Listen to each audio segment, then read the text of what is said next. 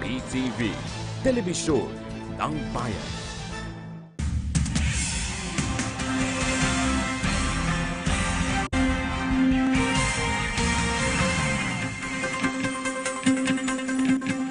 Magandang hapon, nagbabalik ang PTV News Break. Mahigpit na pinaalalahanan ng Department of Labor and Employment ang mga employers na sumunod sa kanilang mga panuntunan sa pagpapasweldo sa darating na Chinese New Year dahil ito ay special non-working day.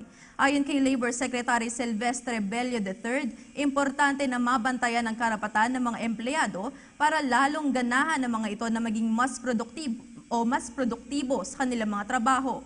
Samantala, makikita naman ang payroll sa official website ng DOLE na maaaring tingnan ng mga empleyado para magkaroon sila ng mas malawak na kaalaman sa kanilang mga karapatan.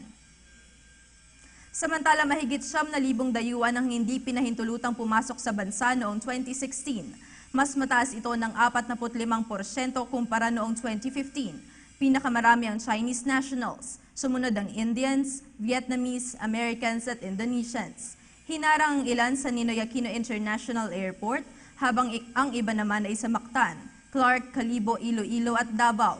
Ayon kay Bureau of Immigration Commissioner Jaime Morente, pinabalik ang 9,738 dayuhan dahil karamihan sa kanila ay kahalintulad ng isang public charge na tumutukoy sa isang dayuhang dumidepende sa gobyerno dahil sa kakulangan ng suporta para makapanatili sa bansa.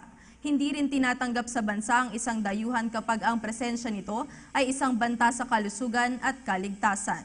Dagdag pa ni Morente, hindi rin pinapayagan ang walang entry visa at ang mga hindi makakuha ng outbound ticket. At yan ang mga balitang aming nakalap hanggang sa mga oras na ito.